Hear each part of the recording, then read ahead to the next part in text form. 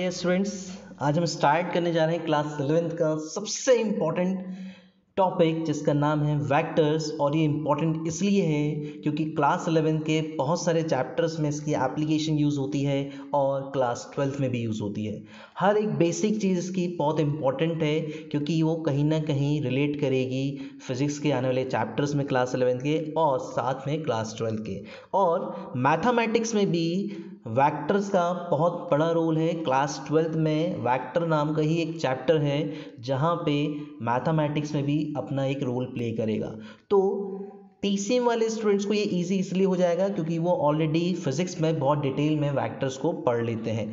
और एक चीज़ और स्टूडेंट्स, वेक्टर्स का हर एक कॉन्सेप्ट बहुत क्लियर होना ज़रूरी है, अदरवाइज़ बहुत सारे न्यूमेरिकल्स हमसे क्रैक नहीं हो पाएंगे और बहुत सारे चैप्टर्स में जो इसकी एप्लीकेशन यूज़ होती है वो भी हमसे नहीं बन पाएगी। तो हर एक कॉन्सेप्ट को बहुत डिटेल में मैं यहाँ एक्सप्लेन करूँगा, आप बहुत ध्यान से समझना उसको और उसकी प्रैक्टिस करना है आपको। तो स्टार्ट कर रहे हैं विथ इंट्रोडक्शन ऑफ वेक्टर्स। तो सबसे पहले मैं आपको बताना चाह रहा हूँ क्वांटिटी के बारे में। स्टूडेंट्स, क्वांटिटी मतलब जिस भी चीज़ को आप मेज़र कर सकते हो उसको आप क्वांटिटी बोलते हो।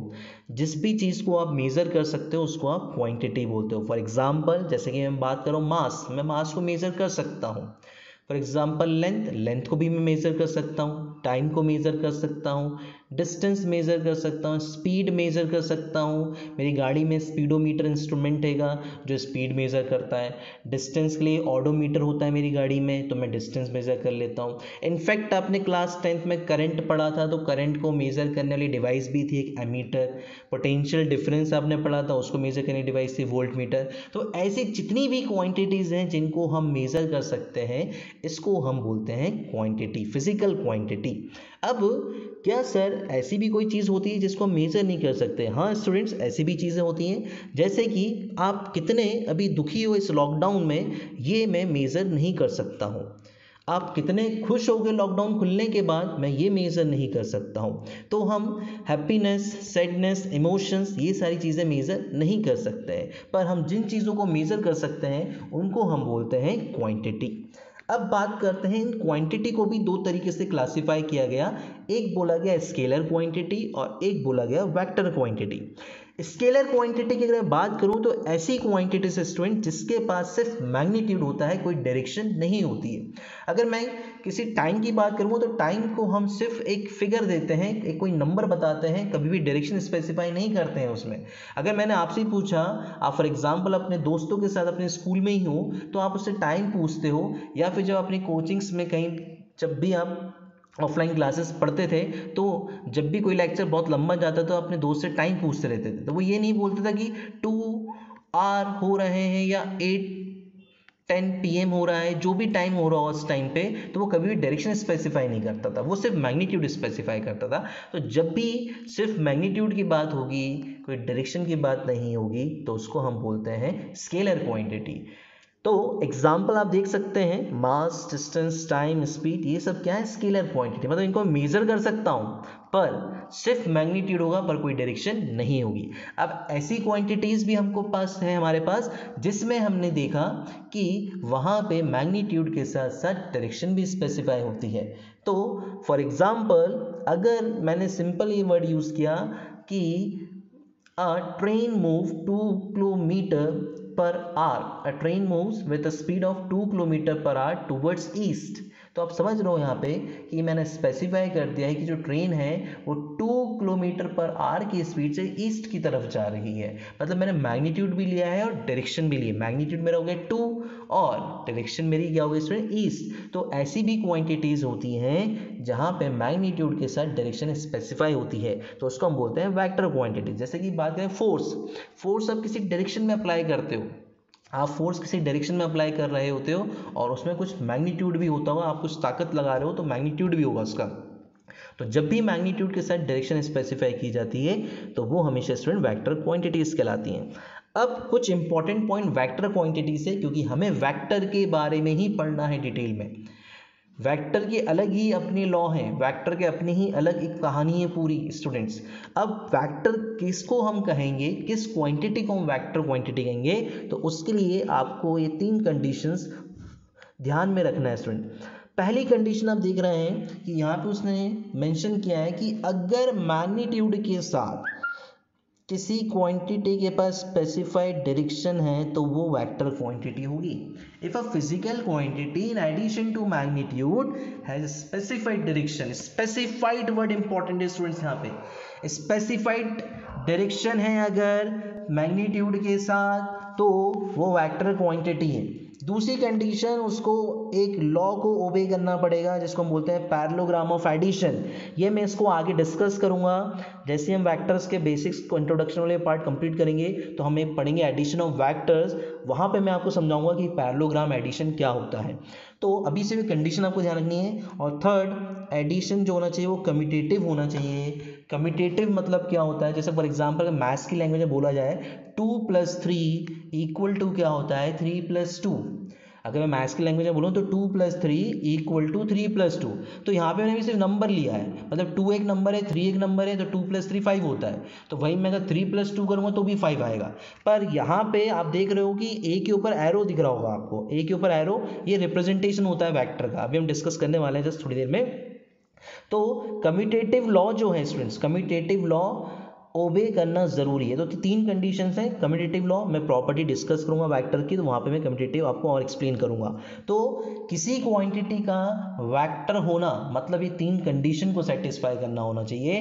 पहली कंडीशन, उसकी डायरेक्शन स्पेसिफिक होनी चाहिए। दूसरा, पैरेललोग्राम लॉ को ओबे करेगा। और थर्ड, कम्यूटेटिव लॉ को ओबे करेगा। तो ये मैं बी और सी, जो बी और सी वाला पॉइंट दिख रहा है, ये हम लोग आगे डिस्कस करेंगे स्टूडेंट्स। तो एक चीज अभी आपको ध्यान रखना है, अभी आपको क्या ध्यान रखना है कि अगर वेक्टर क्वांटिटी है तो मैग्नीट्यूड होगा और स्पेसिफिक डायरेक्शन होगी, उसकी स्पेसिफिक डायरेक्शन होगी स्टूडेंट्स। अब इसके बाद जो हम डिस्कस कर रहे हैं स्टूडेंट्स कि यहाँ पे आप देखें एक नोट लिखा हुआ है कि vector as a definite direction, ये क्लियर हुआ मुझे। पर इसमें लिखा कन्वर्स में और may not be true. Converse में और मे नॉट बी ट्रू का मतलब क्या हुआ, मतलब इसका उल्टा, मतलब डायरेक्शन होने के बावजूद कोई क्वांटिटी वेक्टर नहीं हो सकती है। Very important students, very important. उसने क्या बोला है हमसे कि अगर if a physical quantity has a direction it may or may not be a vector, मतलब वो वेक्टर हो भी सकता है और नहीं भी हो सकता। इसको एक सिंपल से एग्जांपल से आपको देना चाहता हूँ। एक ये बैलून है, आप मान लीजिए ये बैलून है और इस बैलून के अंदर वाटर फिलेगा। ये आप देख रहे हैं वाटर फिलेगा, इसके अंदर वाटर फिलेगा स्टूडेंट्स। अब ये वाटर फिल है। अब मैंने क्या इस बलून में एक पिन से होल कर दिया, मैं पिंच कर दिया, तो एक पिन से मैं पिंच करा तो आपने देखा कि यहाँ से वाटर इस डायरेक्शन में निकलना स्टार्ट हो गया। मैंने यहाँ पे पिंच करा तो मैंने क्या देखा, ये यहाँ से निकलने लग गया। मैंने यहाँ से पिंच करा तो ये यहाँ से पानी निकलने लग गया। अब मैंने क्या देखा कि वाटर 3 डायरेक्शन से निकल रहा है। क्या स्टूडेंट्स यहाँ पे वाटर की डायरेक्शन स्पेसिफिक है? बिल्कुल नहीं। यहाँ पे वाटर की डायरेक्शन स्पेसिफिक है तो मल्टीपल डायरेक्शन हो गई है। अब वाटर की डायरेक्शन नहीं है, ये वाटर तो निकल रहा है, पर वो वाटर निकला क्यों? क्योंकि ये वाटर यहाँ पे अप्लाई कर रहा था प्रेशर, तो this is the direction of pressure. तो प्रेशर की एक डायरेक्शन यहाँ पे दिख रही है आपको, एक डायरेक्शन यहाँ पे दिख रही है, एक डायरेक्शन यहाँ पे दिख रही है। मतलब प्रेशर की डायरेक्शन स्पेसिफिक नहीं है, मतलब प्रेशर की डायरेक्शन होती है पर स्पेसिफिक नहीं होती है। तो इस नोट का मतलब यही है कि डायरेक्शन के होने से आप ये नहीं बोल सकते हो कि वो वेक्टर क्वांटिटी है। वो डायरेक्शन कैसी होनी चाहिए? स्पेसिफिक। जो हमने कंडीशन लिखी थी वेक्टर होने की, उसमें ने क्लियरली बोला था कि स्पेसिफिक डायरेक्शन होनी चाहिए, डेफिनेट डायरेक्शन होना चाहिए। और आप यहाँ पे नोट में भी देख रहे हो, तो प्रेशर के पास डायरेक्शन होती है पर मल्टीपल डायरेक्शंस होती हैं, तो इसलिए हम इसको वेक्टर की कैटेगरी में नहीं रखते हैं, इसको हम स्केलर में रखते हैं क्योंकि डायरेक्शन स्पेसिफिक नहीं है। और अगर मैं बहुत प्रिसाइजली बोलूँ स्टूडेंट्स तो इसको टेंसर क्वांटिटी बोला जाता है, मतलब जिसके पास मल्टीपल डायरेक्शन होती है। स्केलर क्वांटिटी के पास तो डायरेक्शन होती ही नहीं है, तो जिसके पास मल्टीपल डायरेक्शन होती है उसको हम टेंसर क्वांटिटी बोलते हैं। टेंसर, TENSOR, टेंसर क्वांटिटी बहुत सारी होती हैं, पर हमारे सिलेबस में सिर्फ स्केलर और वेक्टर है। तो स्कूल पॉइंट ऑफ व्यू से आप ध्यान रखिएगा कि प्रेशर अगर पूछा जाए किस टाइप की क्वांटिटी है तो आपको स्केलर क्वांटिटी में ही आंसर देना है। और ये मैंने बहुत प्रिसाइज आपको बता दिया है क्योंकि हमने ये सीखा था कि डायरेक्शन नहीं होना स्केलर क्वांटिटी, पर यहाँ पे डायरेक्शन है, पर ये डायरेक्शन स्पेसिफिक नहीं है, डेफिनेट नहीं है, बहुत सारी डायरेक्शन है, तो इसलिए इसको एक अलग क्वांटिटी का नाम दिया गया है, टेंसर क्वांटिटी। अब स्टूडेंट्स मैं आगे बढ़ता हूँ कि वेक्टर्स के टाइप्स क्या क्या हैं। तो वेक्टर्स के दो टाइप्स हैं बेसिकली, जो हमारे सिलेबस में हमको डिस्कस करना है। एक होता है पोलार वेक्टर्स और एक होता है एक्सियल वेक्टर्स। पोलार वेक्टर्स क्या होता है, जिसका पॉइंट ऑफ एप्लीकेशन आपको पता हो स्टूडेंट्स। फॉर एग्जांपल यहाँ पे मैंने एक ये बॉडी ली हुई है, अब इस बॉडी पे मैंने एक फोर्स अप्लाई करा, फोर्स वेक्टर क्वांटिटी। तो फोर्स में कहाँ अप्लाई कर रहा हूँ तो आपको पॉइंट पता रहेगा। फॉर एग्जांपल मैंने ये फोर्स अप्लाई करा, तो ये आपको पता है कि दिस इज द, अगर मैं इसको पीछे प्रोड्यूस कर दूँ तो this is the point of application, ये इसका पॉइंट ऑफ एप्लीकेशन हो गया।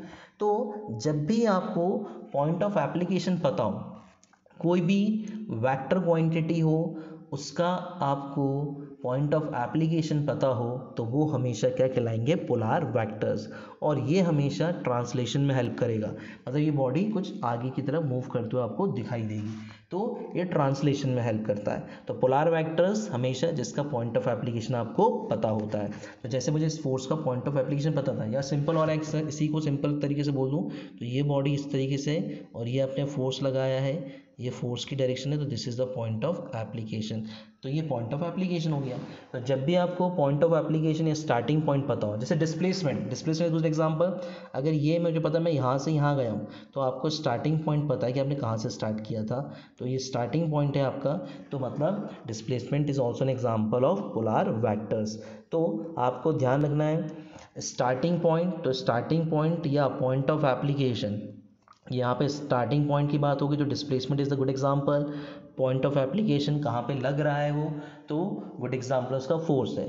तो ऐसी चीज़ जहाँ का स्टार्टिंग पॉइंट और पॉइंट ऑफ एप्लीकेशन में पता होता है, उसको हम पोलार वेक्टर्स बोलते हैं।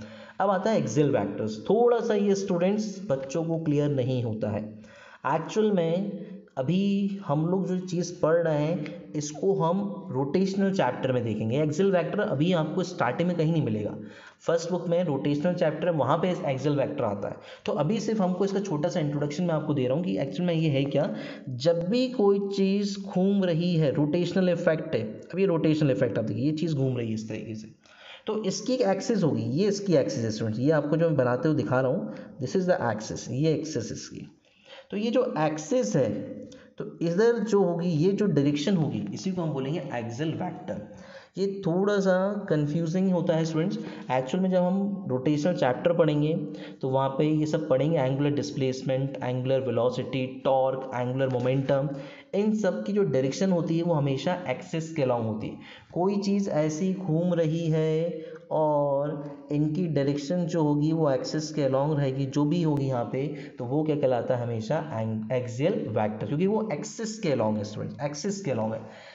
अगर फॉर एग्जांपल आपके फ़ैन की बात करूँ मैं, फ़ैन जब रोटेट करता है, तो आपने देखा है जब फ़ैन रोटेट करता है तो वो रोटेशन के साथ उसके ऊपर हमने देखा है वो हिंज होता है किसी चीज़ से, एक रॉड से हिंज होता है। तो वो जो हिंज है रॉड से, वो रॉड उसकी एक्सिस है, वो उस एक्सिस के ऊपर घूम रहा है। तो वो जो एक्सिस होगी स्टूडेंट, वो क्या कहलाएगा, एक्सियल वेक्टर कहलाएगा। मतलब वहाँ पे कोई क्वांटिटी होगी, और वो क्वांटिटी कौन सी होंगी, angular displacement, angular velocity, torque, angular momentum. ये सब हम रोटेशनल मोशन में बहुत डिटेल में डिस्कस करेंगे। और इनकी डायरेक्शन निकालने के लिए हमारे पास एक रूल है, उस रूल का नाम है right hand thumb rule. Right hand thumb rule आपको शायद थोड़ा सुना सुना होगा, क्योंकि हमने ये क्लास 10th में पढ़ा हुआ है। राइट हैंड थंब रूल में आपको याद है, फिंगर स्वैप कर्ल करते हो। तो कोई चीज़ आपकी अगर एंटी क्लॉकवाइज घूम रही है, तो आपको अपने फिंगर्स को कर्ल करना है एंटी क्लॉकवाइज डायरेक्शन में। तो आपका जो थंब होगा स्टूडेंट्स, थंब आपको उस एक्सियल वेक्टर की डायरेक्शन बताएगा। तो आप देख रहे हैं इस वाले डायग्राम में कि एंटी क्लॉकवाइज में, इस वाले डायग्राम में आप देख रहे होंगे कि एक्सियल वेक्टर की डायरेक्शन थंब बता रहा है, और मैंने फिंगर्स को कहाँ कर्ल करा है, एंटी क्लॉकवाइज डायरेक्शन में। इसी तरह जब मैं क्लॉकवाइज डायरेक्शन में घुमाऊंगा, अब आप देख सकते हैं कि यहाँ पे ये क्लॉकवाइज डायरेक्शन में है। ये अगर कोई बॉडी यहाँ पे फॉर एग्जांपल क्लॉकवाइज डायरेक्शन में रोटेट कर रही है, क्लॉकवाइज डायरेक्शन, सॉरी गलत बना दी मैंने एरो, क्लॉकवाइज डायरेक्शन में रोटेट कर रही है, क्लॉकवाइज डायरेक्शन में, तो ये इसकी एक्सिस है। तो आप देख रहे हैं अगर मैं फिंगर्स को क्लॉकवाइज डायरेक्शन में रोटेट करूँगा, अपने राइट हैंड की फिंगर्स को मैं क्लॉकवाइज डायरेक्शन में रोटेट करूँगा, कर्ल करूँगा, तो थंब की डायरेक्शन नीचे होगी, तो वो थंब बताएगा एक्सियल वेक्टर की डायरेक्शन। तो मतलब एक्सियल वेक्टर की डायरेक्शन हमें किसकी हेल्प से मिलती है, राइट हैंड थंब रूल की हेल्प से। इसका मेनली होता है रोटेशनल इफेक्ट। रोटेशनल इफेक्ट में एक्सियल वेक्टर्स की डिस्कशन होगा, तो हम इसको रोटेशनल मोशन में बहुत डिटेल में पढ़ लेंगे स्टूडेंट्स। अब इसके बाद मैं आपको बताना चाह रहा हूँ that is representation of vector students. Representation of vector very important, कि वेक्टर को कैसे रिप्रेजेंट किया जाता है। अब वेक्टर का मतलब स्टूडेंट्स क्या होता है, दो चीज़ें, एक होता है मैग्नीट्यूड और एक होता है डायरेक्शन। एक आप समझ रहे होंगे मैग्नीट्यूड होता है और एक और होती है इसकी डायरेक्शन स्टूडेंट्स। एक होता है मैग्नीट्यूड, यहाँ पे लिखा हुआ है मैंने मैग्नीट्यूड, और एक होता है डायरेक्शन। अब मैग्नीट्यूड और डायरेक्शन, तो इसका पिक्टोरियली रिप्रेजेंटेशन मैं आपको बता रहा हूँ। पिक्टोरियल रिप्रेजेंटेशन, मान लो ये एक एरो है, इस एरो में ये O है और ये A है, तो ये जो एरो का जो ये O पॉइंट है और जो ये A पॉइंट है, एरो के O पॉइंट को हम बोलते हैं टेल एंड। क्या बोलते हैं स्टूडेंट्स, टेल एंड। और भी इसके नाम होते हैं टेल एंड के अलावा, इसको इनिशियल पॉइंट भी बोलते हैं, ओरिजिन भी बोलते हैं। ये सब मैंने यहाँ पे थ्योरी में लिखा हुआ है, आप समझ जाएंगे। और ए पॉइंट जो है हमारा स्टूडेंट्स, ए पॉइंट हमारा हेड है, इसको हम हेड बोलते हैं।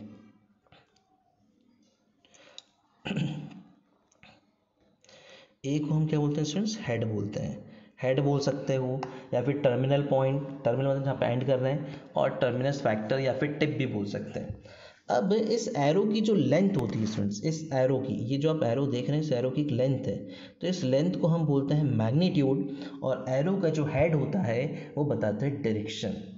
ये आप ध्यान रखिएगा, दोनों चीज़ आ गई हैं। एरो की लेंथ क्या बताएगी, मैग्नीट्यूड, जैसे कि आप इस फिगर में देख सकते हैं, यहाँ पे लिखा हुआ है एरो की लेंथ, लेंथ ओ ए, जो ओ ए एक लेंथ है, दिस इज द मैग्नीट्यूड। और direction of arrow is the direction of vector, मतलब जो एरो की डायरेक्शन है, ये जो एरो की डायरेक्शन है वो क्या होगा, वेक्टर की डायरेक्शन होगी। फॉर एग्जांपल अगर मैं इसको और ईजिली बना दूं, तो आपको पता है यहाँ पे नॉर्थ साउथ ईस्ट वेस्ट कहाँ होता है, ये ईस्ट है, ये आपका नॉर्थ है, ये आपका साउथ है, ये आपका वेस्ट है। अब मान लीजिए कोई वेक्टर ऐसा बना हुआ है, ये एक वेक्टर बना दिया मैंने, तो ये इसको ओ नाम दे दिया, इसको ए दे दिया, ओ इसका मैग्नीट्यूड हो जाएगा और डायरेक्शन क्या हो जाएगी, टूवर्ड्स नॉर्थ। तो इस तरीके से हम वेक्टर का रिप्रेजेंटेशन करते हैं। एक एरो से, उस एरो का एक टेल एंड होगा, एक हेड एंड होगा, और एरो का जो एरो की डायरेक्शन होगी वही डायरेक्शन वेक्टर की होगी। कोई भी वेक्टर, फोर्स हो सकता है, डिस्प्लेसमेंट हो सकता है, वेलोसिटी, एक्सेलरेशन, और जो उस एरो की लेंथ होगी वो मैग्नीट्यूड होगा। और वेक्टर में दो चीज़ें ही होती हैं स्टूडेंट्स। अब ये दो पॉइंट जो मैंने लिखे हैं, इसमें यही चीज़ मैंने बताई है, जो भी एक्सप्लेन करा है ये वही मैंने इसमें लिखा हुआ है। थर्ड आपको लिखना है, यहाँ पे देखना है, यहाँ पे लिखा हुआ vector have their own algebra which is different from ordinary algebra. ये इंपॉर्टेंट है स्टूडेंट्स, मतलब वेक्टर का खुद का एक अलजेब्रा है अपना, जैसे हमने पढ़ा था 5 + 9 14 होता है, और वेक्टर में 5 + 5 वेक्टर + 9 वेक्टर का मतलब 14 नहीं होता है, वो 4 से लेके 14 कुछ भी हो सकता है। क्योंकि ये जब हम न्यूमेरिकल सॉल्व करेंगे तो मैं आपको ये चीज़ बताऊंगा कि 5 वेक्टर + 9 वेक्टर कभी भी 14 ज़रूरी नहीं हो सकता। 14 हो सकता है पर ज़रूरी नहीं हमेशा 14 हो, पर वो हमेशा कहाँ लाई करेगा, वेक्टर 4 से लेके 14 वेक्टर तक। ये कैसे होगा ये हम डिस्कस करेंगे।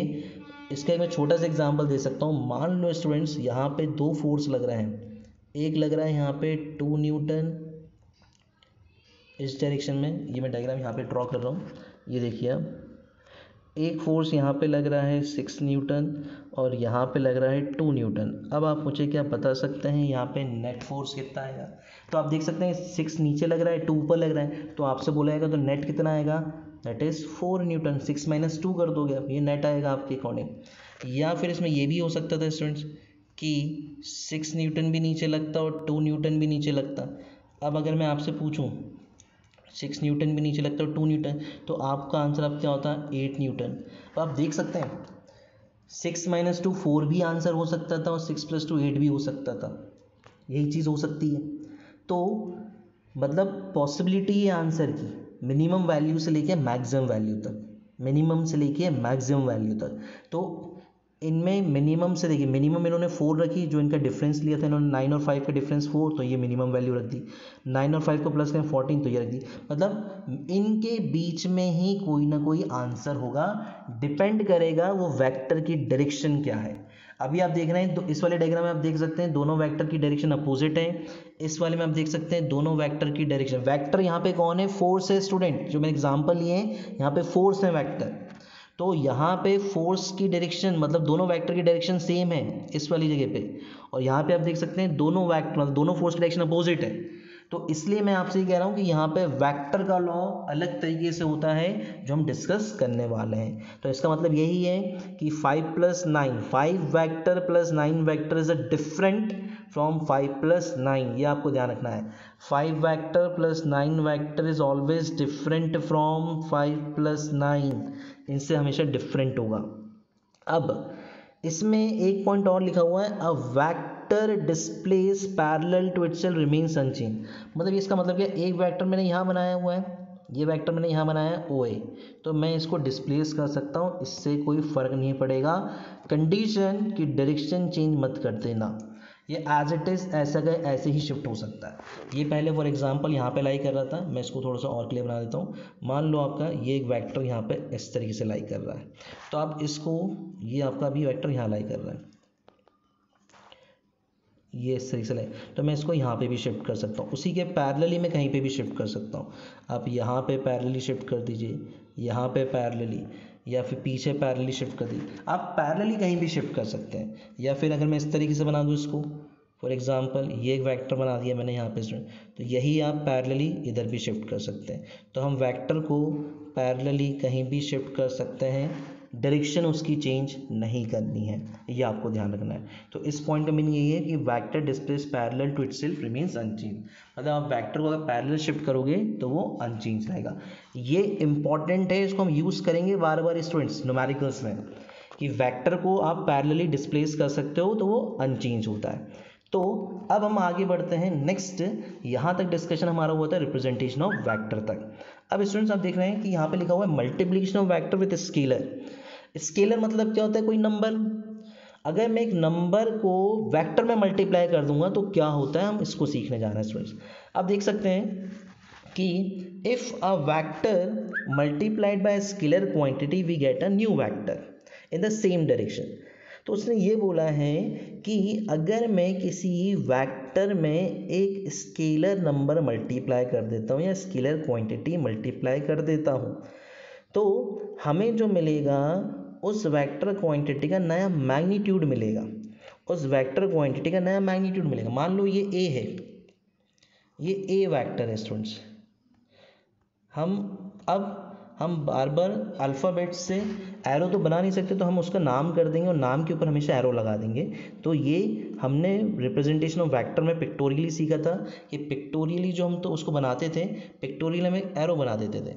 अब उसको लिखने का तरीका क्या होगा कि मैं कोई भी अल्फ़ाबेट लिखूँगा और उसके ऊपर क्या बना दूंगा, एरो, तो इसको हम वेक्टर का रिप्रेजेंटेशन बोलते हैं स्टूडेंट्स। ये आपको ध्यान रखना है, ये पिक्टोरियली रिप्रेजेंटेशन हो गया। और इसको हम मैथमेटिकली सिंपली कैसे लिख सकते हैं, ए के ऊपर वेक्टर का साइन। ज़रूरी नहीं है ए, आपको जो भी अल्फ़ाबेट पसंद हो आप वो नाम दे दो और उसके ऊपर एरो का साइन लगा दो।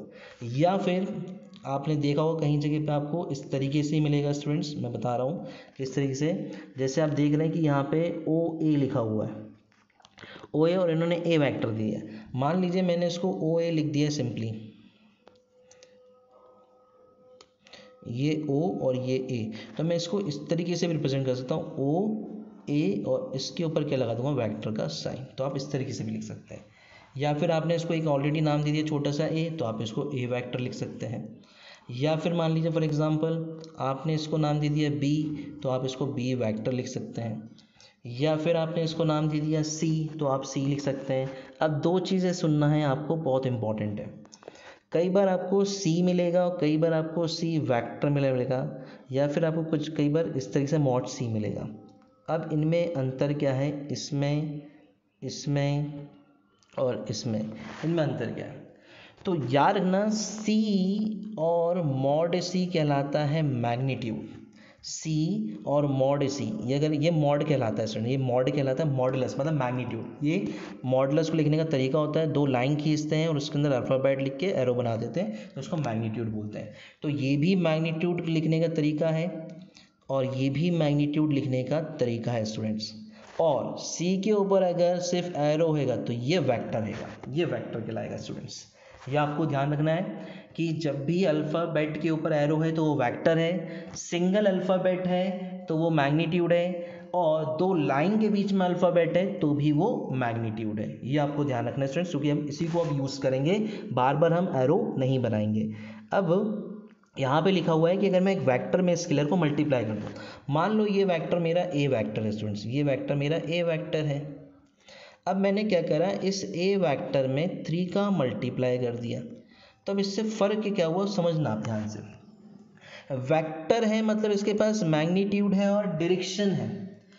3 का डायरेक्शन में तो मल्टीप्लाई होगा नहीं, 3 में डायरेक्शन का मल्टीप्लाई से कोई सेंस नहीं है, 3 ईस्ट तो बोलूँगा नहीं मैं, 3 ईस्ट तो बोलूँगा नहीं, तो वो मल्टीप्लाई किस में होगा, इसके मैग्नीट्यूड में होगा, इसके मैग्नीट्यूड में होगा, क्योंकि इसके पास मैग्नीट्यूड भी है। और इसके मैग्नीट्यूड को हमने कैसे लिखना सीखा हुआ है, सिंपल ए लिखना सीखा है। तो मतलब जब मैं 3 को ए वेक्टर में मल्टीप्लाई करूँगा तो ये जो वेक्टर है अब डायरेक्शन चेंज नहीं होगी, डायरेक्शन अभी भी ऐसी ही रहेगी।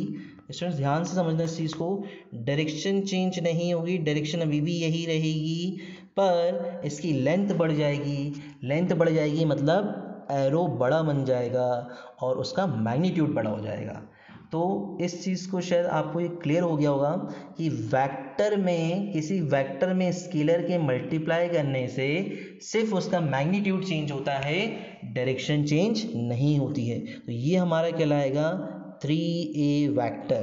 स्टूडेंट्स वेरी इंपॉर्टेंट समझिए आप इसको कि मल्टीप्लिकेशन ऑफ वेक्टर स्केलर मतलब अगर यहाँ पे मैंने ये एरो बनाया हुआ है, इसको मैंने a वेक्टर लिखा है, तो इस a वेक्टर का मतलब है इसके पास मैग्नीट्यूड भी है और डायरेक्शन भी है। मैग्नीट्यूड को मैंने अभी बताया आपको कैसे रिप्रेजेंट करोगे आप, a से, ये मैग्नीट्यूड है इस वेक्टर का।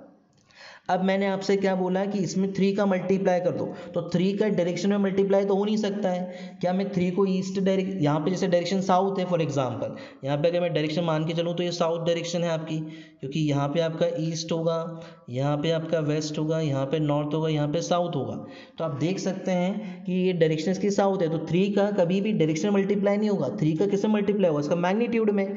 तो जब मैं इसको मल्टीप्लाई करूँगा 3 से तो ये हो जाएगा 3a वेक्टर। अब 3a वेक्टर का मतलब आप समझिए, 3a वेक्टर मतलब उस a वेक्टर जो था पहले, अब उसकी लेंथ कितनी हो गई है, 3 गुना हो गई, 3 टाइम्स हो गई है, पर डायरेक्शन चेंज नहीं हुई है। अभी भी उसकी डायरेक्शन में अगर मैं इसको बना दूं तो इसकी डायरेक्शन अभी भी यही रहेगी, यही डायरेक्शन रहेगी, और ये कहलाएगा 3a वेक्टर। अब आप देख सकते हैं कि 3a वेक्टर क्या है कि उसकी लेंथ बढ़ गई है, मतलब मैग्नीट्यूड बढ़ गया है, पर डायरेक्शन में कोई चेंज नहीं है। तो ये कहलाता है multiplication of vector with scalar. मतलब किसी वेक्टर में अगर आप स्केलर का मल्टीप्लाई कर रहे हो तो सिर्फ मैग्नीट्यूड चेंज होगा, डायरेक्शन चेंज नहीं होगी स्टूडेंट्स। अब बात आती है यहाँ पे यूनिट वेक्टर की। यूनिट वेक्टर वेरी इंपॉर्टेंट, क्योंकि ये किसी वेक्टर की डायरेक्शन बताता है स्टूडेंट्स, ये किसी वेक्टर की डायरेक्शन बताएगा। अब इसको बहुत सिंपल लैंग्वेज में समझते हैं हम लोग। फॉर एग्जांपल अगर मान लीजिए ये जो है एक वेक्टर हैगा, इसको मैंने क्या लिखा है सिंपली 4, इसकी यूनिट, इसकी जो मैंने लेंथ लिखी 4 है, और ये वेक्टर की डायरेक्शन आप समझ सकते हो कहाँ पे है, नॉर्थ साइड है। तो मतलब ये एक वेक्टर है जिसका लेंथ 4 है और इसकी डायरेक्शन कहाँ पे, नॉर्थ साइड में है। मतलब मैं ये बोल सकता हूँ 4, अगर ये मान लीजिए ये कौन सा वेक्टर ले, मैं मान लीजिए फोर्स ले लेता हूँ, तो ये हो जाएगा 4 न्यूटन टूवर्ड्स नॉर्थ। अब यूनिट वेक्टर क्या होगा, एक छोटा सा वेक्टर, इसका ये मैंने छोटा सा वेक्टर बना दिया, ये छोटा सा वेक्टर, मतलब इसी वेक्टर का एक छोटा सा पार्ट, इसी वेक्टर का एक छोटा सा पार्ट, ये जो छोटा, और इसकी लेंथ कितनी होगी, सिर्फ 1 होगी स्टूडेंट्स, 1, सिर्फ लेंथ 1 होगी, पर डायरेक्शन अभी भी देख रहा हो कहाँ पे, नॉर्थ पे ही है। तो यूनिट वेक्टर एक ऐसा वेक्टर जिसका मैग्नीट्यूड 1 होगा और डायरेक्शन हमेशा वही होगी जो एक बड़े वेक्टर की होगी। बड़ा वेक्टर और छोटा वेक्टर आपको दिख रहा होगा, बड़ा वेक्टर दिख रहा है आपको और ये सर्कल के अंदर आपको छोटा वेक्टर दिख रहा है। बड़ा वेक्टर 4, अगर मैं बोलूँ इस 4 में अगर मैं, ध्यान से देखिएगा, फॉर एग्जांपल यहाँ पे ये जैसे लिखा हुआ है यहाँ पे मैंने, अगर मैं इस कंप्लीट वेक्टर को चाहता हूँ, कंप्लीट वेक्टर देखिए कैसे मिलेगा। अगर मैं यूनिट वेक्टर में, जो यूनिट वेक्टर है, यूनिट वेक्टर मेरा कितना है 1 है, और अगर मैं इसमें 4 का मल्टीप्लाई कर दूंगा तो मुझे 4 मिलेगा स्टूडेंट्स, 4 इंटू 1 4। तो यूनिट वेक्टर मतलब जिसका मैग्नीट्यूड 1 होगा, जिसका मैग्नीट्यूड क्या होगा 1 होगा, और जिसका मैग्नीट्यूड 1 होगा स्टूडेंट्स इंपॉर्टेंट है।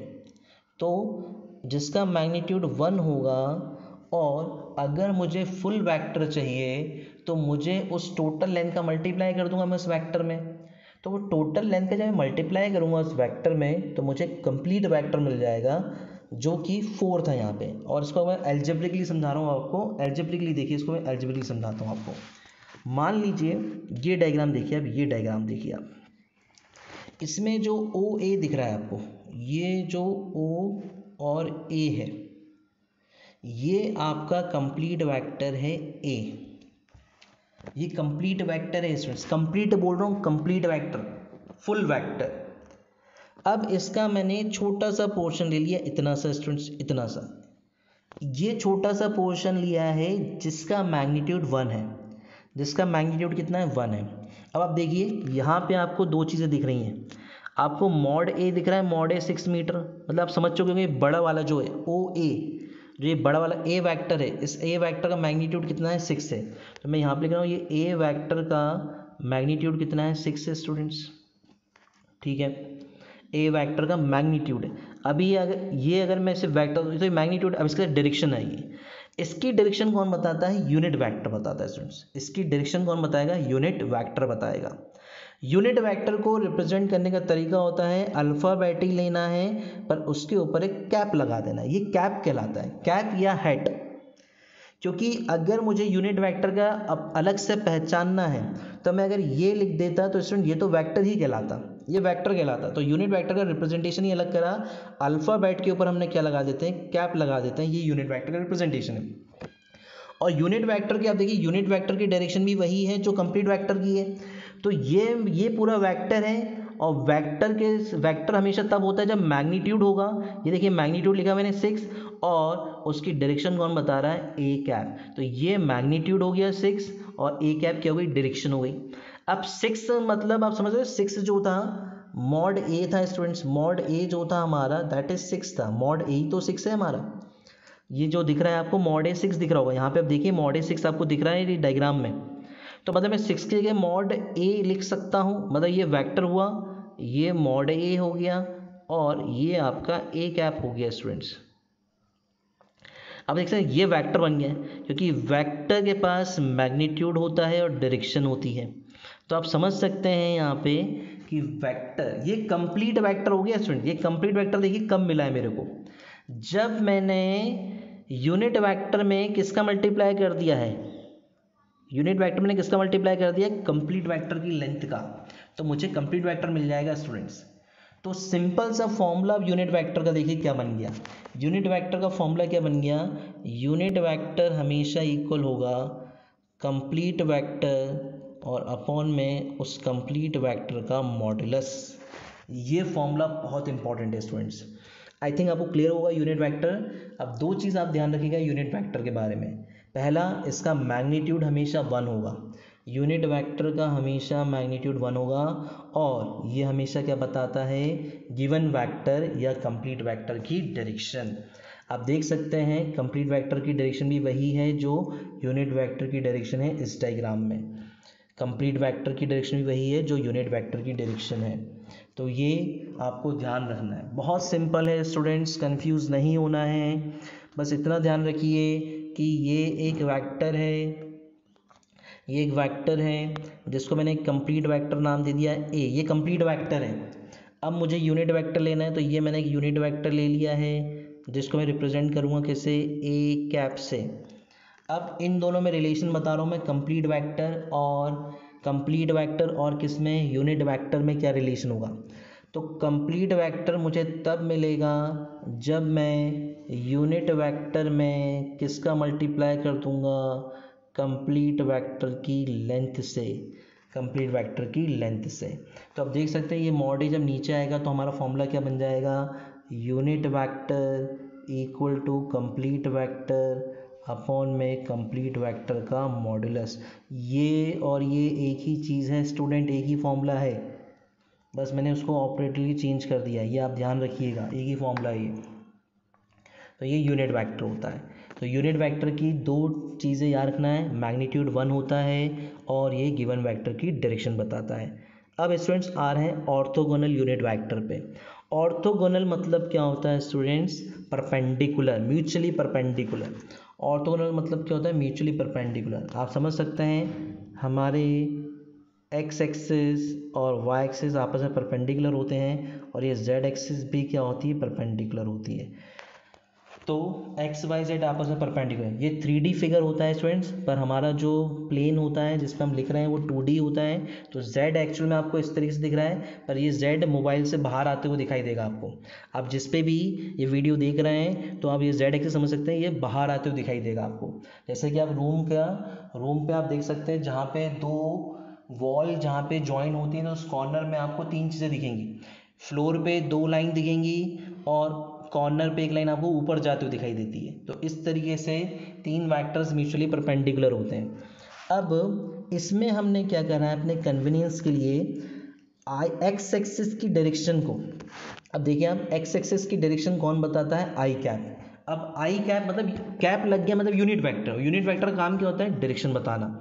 तो एक्स एक्सिस की डायरेक्शन को रिप्रेजेंट करेगा आई कैप, वाई एक्सिस की डायरेक्शन को रिप्रेजेंट करेगा जे कैप और जेड एक्सिस की डायरेक्शन को रिप्रेजेंट करेगा के कैप। ये आपको ध्यान रखना है स्टूडेंट्स। यहाँ पे तीन हैंगे, एक्स एक्सिस, वाई एक्सिस और जेड एक्सिस। एक्स एक्सिस की डायरेक्शन हमेशा कौन रिप्रेजेंट करेगा? आई कैप, ये एक यूनिट वेक्टर है। वाई एक्सिस की डायरेक्शन कौन करेगा? जे कैप। जेड एक्सिस की डायरेक्शन कौन करेगा? के कैप। तो ये आपको ध्यान रखना है, यूनिट वेक्टर जो होते हैं वो डायरेक्शन बताते हैं। तो आई कैप जो होगा वो एक्स एक्सिस की डायरेक्शन बताएगा, वाई एक्सिस की डायरेक्शन जे कैप बताएगा और जेड एक्सिस की डायरेक्शन के कैप बताएगा। अब ये सारी पॉजिटिव डायरेक्शन है। अगर यही डायरेक्शन नेगेटिव हो जाए तो, अगर मुझे मान लो कि ये पता करना है ये प्लस एक्स है तो ये माइनस एक्स है, तो इसकी डायरेक्शन कौन बता देगा? माइनस आई कैप। और माइनस वाई की कौन बता देगा? माइनस जे कैप। ये आप ध्यान रखिएगा। और Z x minus Z axis की कौन बता देगा? माइनस के कैप। मतलब आई कैप पॉजिटिव एक्सिस से बता रहा है, जे कैप पॉजिटिव वाई एक्सिस की बता रहा है और के कैप पॉजिटिव जेड एक्सिस की बता रहा है। अगर इन्हीं तीनों को मैं नेगेटिव कर दूंगा तो ये नेगेटिव एक्सिस की डायरेक्शन बताएंगे स्टूडेंट्स। तो ध्यान रखना है, ऑर्थोगोनल यूनिट वेक्टर्स तीन म्यूचुअली परपेंडिकुलर वेक्टर होते हैं, कार्टेशियन एक्सिस होती हैं, x axis y axis z axis. X axis की डायरेक्शन कौन बताएगा? Unit vector i cap. Y axis की डायरेक्शन कौन बताएगा? Unit vector j cap. और जेड एक्सिस की डायरेक्शन कौन बताएगा? Unit vector k cap students. अब टाइप्स ऑफ वेक्टर बता रहा हूँ मैं आप लोग को, कुछ सिंपल टाइप्स हैं, ये आपको क्लियर होना चाहिए डेफिनेशंस कि नेगेटिव वेक्टर क्या होता है, जीरो वेक्टर क्या होता है, इक्वल वेक्टर क्या होता है, कोलिनियर वेक्टर क्या होता है और कोप्लेनर वेक्टर क्या होता है। तो नेगेटिव वेक्टर क्या होगा? जिसका डायरेक्शन क्या होगी? अपोजिट होगी पर मैग्नीट्यूड सेम होगा। फॉर एग्जांपल ये एक वेक्टर मैंने लिया ए कैप, ये ए कैप लिया स्टूडेंट्स, आप फिर से देखिए, ये ए कैप एक वेक्टर लिया है मैंने। तो अगर मुझे यहाँ पे ये ए वेक्टर है हमारा, अगर मुझे इसका नेगेटिव वेक्टर बनाना है तो कुछ नहीं करना है, डायरेक्शन अपोजिट कर देनी है और मैग्नीट्यूड, तो ये हो जाएगा माइनस ए कैप। ये माइनस ए वेक्टर, सॉरी वेक्टर कैप बोल दिया मैंने, वेक्टर। तो अगर ये ए वेक्टर है, ये ए वेक्टर है स्टूडेंट्स, तो इसका नेगेटिव वेक्टर क्या हो जाएगा? माइनस ए वेक्टर। मैग्नीट्यूड सेम रहेगा बट डायरेक्शन क्या हो जाएगी? अपोजिट। ये माइनस क्या बता रहा है? Opposite direction. मैग्नीट्यूड इसका भी मॉड ए है और इसका भी मॉड ए है, मैग्नीट्यूड में चेंज नहीं आएगा, सिर्फ डायरेक्शन चेंज हो जाएगी। तो इसको हम बोलते हैं नेगेटिव वेक्टर। जीरो वेक्टर और नल वेक्टर, ऐसा वेक्टर जिसका मैग्नीट्यूड क्या होगा? जीरो होगा students. A vector with zero magnitude, इसको हम क्या बोलेंगे? Zero vector. और आप देख सकते हैं कुछ पॉइंट है कि जीरो वेक्टर में कैसे मिलेगा। अगर मैं किसी वेक्टर में मान लो ए वेक्टर है, इससे मैंने अगर जीरो का मल्टीप्लाई कर दिया तो मेरा आंसर क्या आ जाएगा? जीरो वेक्टर आ जाएगा। जीरो वेक्टर स्टूडेंट्स लगता है कि क्या होता है जीरो वेक्टर, अगर मान लो फॉर एग्जांपल अगर मैं ये बात करूँ 5x में से 3x को माइनस कर दोगे तो क्या स्टूडेंट्स आंसर आएगा 2x। 5x में से 4x माइनस कर दो क्या आंसर आएगा 1x। 5x में से 5x माइनस कर दो तो क्या आंसर आएगा 0x। तो देख रहे हो वो x छूट नहीं रहा है। तो इसी तरीके से ये एक वेक्टर है, इस वेक्टर की लेंथ कम करते जा रहा हो तो ये एक वेक्टर हो जाएगा, मैग्नीट्यूड कम, फिर मैग्नीट्यूड कम, फिर मैग्नीट्यूड कम, और एक टाइम पे इसे पॉइंट बचेगा।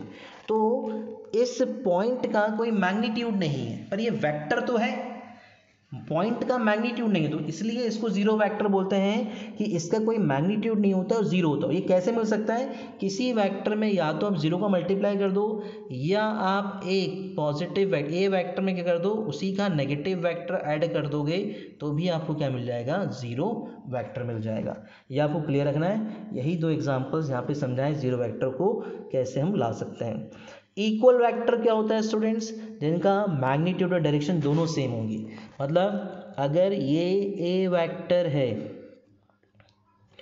तो अगर ये बी वेक्टर है और अगर दोनों का मैग्नीट्यूड सेम है, mod a equal to mod b, दोनों का मैग्नीट्यूड सेम है और दोनों की डायरेक्शन भी सेम है, आप देख रहे हैं दोनों की डायरेक्शन सेम है, तो इसको हम क्या बोलते हैं equal vectors. Collinear vector, collinear मतलब एक ही लाइन जो उनका एक्शन होगा या पैरेलल स्ट्रेट लाइंस होंगी, two vectors acting along same straight line. अगर एक ही लाइन पे एक्ट कर रहे हैं, फॉर एग्जांपल ये है एक लाइन, तो एक वेक्टर आपको यहाँ पे दिख रहा है ए वेक्टर है, यहाँ पे आपको दिख रहा है बी वेक्टर है, मतलब दोनों वेक्टर, ये यहाँ पे एक वेक्टर यहाँ से स्टार्ट हुआ है मान लीजिए और एक वेक्टर ये स्टार्ट हुआ है, तो एक वेक्टर ए है और तो एक ही लाइन ऑफ एक्शन पे आएगा या पैरेलल होंगे, तो ये सारे क्या कहलाते हैं कोलिनियर वेक्टर्स। ये आप ध्यान रखना, two vectors acting along same straight line, same straight line आपको दिख रहा है और अलोंग पैरेलल स्ट्रेट लाइन, इस तरीके से आप देख सकते हैं। या फिर बोल दें डायरेक्शन अपोजिट, ये जो चीज़ होगी इस तरीके से भी एक ही लाइन ऑफ एक्शन में अपोजिट एक्ट कर रहे हैं, तो ये सब क्या कहलाते हैं कोलिनियर वेक्टर्स कहलाते हैं स्टूडेंट्स। को प्लेनर वेक्टर इंपॉर्टेंट है। को प्लेनर मतलब एक ही प्लेन, को प्लेन मतलब जैसे आप ये देख रहे हैं ये एक प्लेन है, पूरा ये एक प्लेन है, अब इस प्लेन पे एक प्लेन ये है, तो इस प्लेन पे ये जो वेक्टर्स लाई कर रहे हैं ये सारे क्या कहलाएंगे को प्लेनर वेक्टर्स कहलाएंगे स्टूडेंट्स। एक ही प्लेन पे लाई करेंगे तो ये क्या कहलाएंगे हमारे को प्लेनर वेक्टर्स कहलाएंगे। तो ये सिंपल डेफिनेशंस हैं स्टूडेंट्स, ये आपको विथ नोट्स मैंने प्रोवाइड करी हुई हैं एज इट इज़। नेक्स्ट जो मेरा वेक्टर का वीडियो रहेगा उसमें बहुत इंपॉर्टेंट डिस्कशन होने वाला है कुछ एडिशन ऑफ वेक्टर्स को लेके, जो कि बहुत इम्पॉर्टेंट होता है न्यूमेरिकल पॉइंट ऑफ व्यू के लिए। तो आज मैंने जितना भी यहाँ पे कवर अप किया है स्टूडेंट्स, हर एक चीज़ को आप बहुत अच्छे से करिएगा कि वेक्टर क्वांटिटी क्या है, इसका रिप्रेजेंटेशन ऑफ वेक्टर क्या है, वेक्टर की कंडीशंस क्या हैं, इसके फिर मैंने आप लोग को बताया था पोलर वेक्टर एक्सियल वेक्टर्स क्या होता है, फिर मैंने आपको टाइप्स ऑफ वेक्टर डिस्कस किया, यूनिट वेक्टर डिस्कस किया। यूनिट वेक्टर बहुत इंपॉर्टेंट है, हर एक चीज़ को बहुत अच्छे से सुनिएगा और समझिएगा, जो भी चीज़ मैंने बोली उसको देखिएगा और इसके बाद हम स्टार्ट करेंगे एडिशन ऑफ वेक्टर स्टूडेंट्स। तो आज हम यहीं तक कंप्लीट करते हैं इसको। Thank you students.